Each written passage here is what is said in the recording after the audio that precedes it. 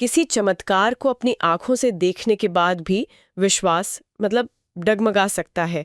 ये बात मुझे हमेशा से बहुत हैरान करती है। बिल्कुल। उन्होंने अभी अभी समुद्र को 2 हिस्सों में बंटते देखा, जो इतिहास में कभी नहीं हुआ, और अगले ही पल वो पानी के लिए शिकायत कर रहे हैं।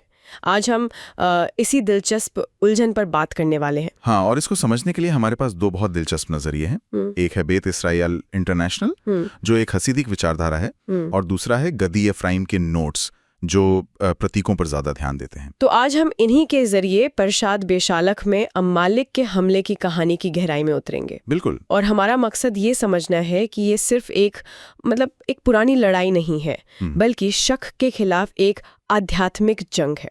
चलिए शुरू करते हैं। तो सबसे पहले उन शिकायतों पर आते हैं। ये क्या था? सिर्फ प्यास या कुछ और गहरा? बेत इसराइल के मुताबिक इसके पीछे एक बहुत गहरा सबक है। बाहर से देखे गए चमत्कारों पर जो विश्वास बनता है वो बहुत नाजुक होता है, एक तरह से कांच का बनाओ जैसे। अच्छा।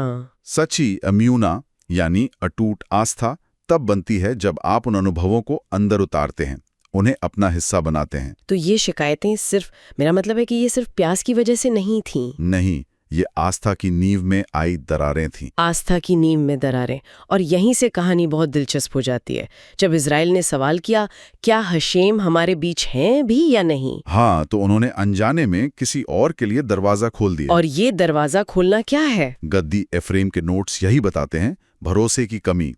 वो एक तरह से ईश्वरीय सुरक्षा को कमजोर कर देती है। इसका मतलब है कि अमालिक सिर्फ एक बाहरी दुश्मन नहीं था जो मौके का इंतजार करा था। अच्छा। वो उस शक का, कह सकते हैं, शारीरिक रूप था जो पहले से ही अंदर पैदा हो चुका था। अरे वाह। तो लड़ाई बाहर बाद में शुरू हुई, पहले अंदर शुरू हुई थी। बिल्कुल। तो फिर अमालिक कोई साधारण दुश्मन नहीं है, वो खुद शक का प्रतीक है। हाँ, और ये सिर्फ कोई पोएटिक आइडिया नहीं है। स्रोतों में बताया गया है कि हिब्रू भाषा में अमालिक और सफेक यानी शक दोनों का संख्यात्मक मान 240 है। 240? ये तो सिर्फ एक संयोग नहीं हो सकता। यानी भाषा के स्तर पर ही शक और अमालिक एक ही चीज है। ये तो पूरी कहानी ही बदल देता है। सही कहा। मिद्राश में इसकी एक बहुत अच्छी मिसाल दी है।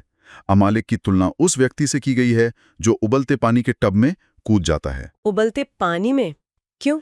हो सकता है वो खुद बुरी तरह जल जाए, लेकिन उसके बाद वो पानी दूसरों के लिए उतना गर्म, उतना डरावना नहीं रहता। अच्छा, तो वो आस्था की उस पहली गर्मी को, उस जोश को ठंडा कर देता है। बिल्कुल, वो शक पैदा करके उस जोश को ठंडा कर देता है। तो फिर आप ऐसी किसी चीज से कैसे लड़ते हैं जो सिर्फ एक सेना नहीं बल्कि एक ख्याल है, एक शक है? इसे जीता कैसे गया? इसका जवाब एकता में छिपा है। एकता में? हाँ, ये लड़ाई 4 लोगों ने मिलकर लड़ी।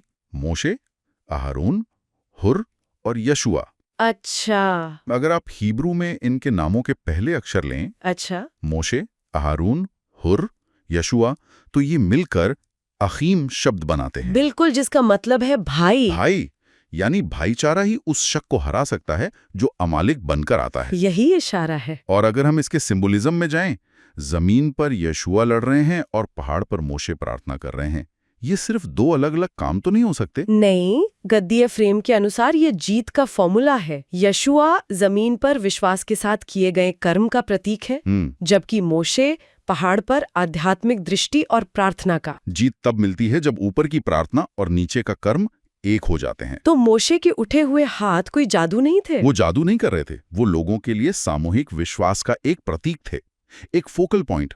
जब लोग उन्हें देखते, उनका विश्वास मजबूत होता और मैदान में यशुआ जीते। ये एक बहुत बड़ा विचार है। मतलब सुरक्षा सिर्फ दीवारों या सेनाओं से नहीं आती, बल्कि एक सामूहिक विश्वास से आती है। स्रोत अमालिक को और भी किसी चीज से जोड़ते हैं, है ना? हाँ, उसे अदन के बगीचे के उस सांप से जोड़ा जाता है। अच्छा। जिसने हव्वा के मन में पहला शक पैदा किया था। क्या भगवान ने सच में ऐसा कहा? तो ये लड़ाई हर इंसान के भीतर चलने वाला एक शाश्वत संघर्ष बन जाती है। बिल्कुल। और शायद इसीलिए यहोशुआ की भूमिका इतनी अहम है। वो योसेफ के वंशज हैं। सही कहा। जहां अमालिक शक की सबसे बड़ी ताकत है, वहीं योसेफ वो अटूट विश्वास के प्रतीक हैं। उन्होंने मुश्किल से मुश्किल हालात में भी अपनी आस्था नहीं खोई। तो ये 2 आध्यात्मिक शक्तियों की सीधी टक्कर है। हाँ, और बेत इसराइल इंटरनेशनल यही सिखाता है कि अमालिक कोई भूली बिसरी कौम नहीं है। अच्छा। ये आज भी एक आध्यात्मिक स्थिति के रूप में मौजूद है, जो तब पैदा होती है जब हमारा विश्वास और हमारी एकता कमजोर पड़ जाती है।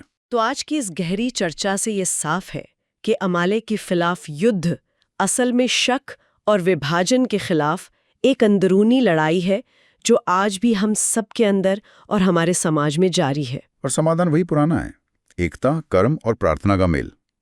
जब आस्था सिर्फ एक भावना न रहकर हमारे कामों में उतर आती है, तभी असली जीत होती है। इस चर्चा को खत्म करने के लिए एक विचार छोड़ जाते हैं। श्रोत कहते हैं कि जब तक शक यानी अमालेक दुनिया में मौजूद है, तब तक ईश्वर का सिंहासन भी अधूरा है। ये सोचने पर मजबूर करता है, हमारे मन में चलने वाली शक की छोटी छोटी लड़ाइयाँ और हमारे एकता के छोटे छोटे पल, क्या वो भी इस बड़ी ब्रह्मांडीय तस्वीर का हिस्सा है?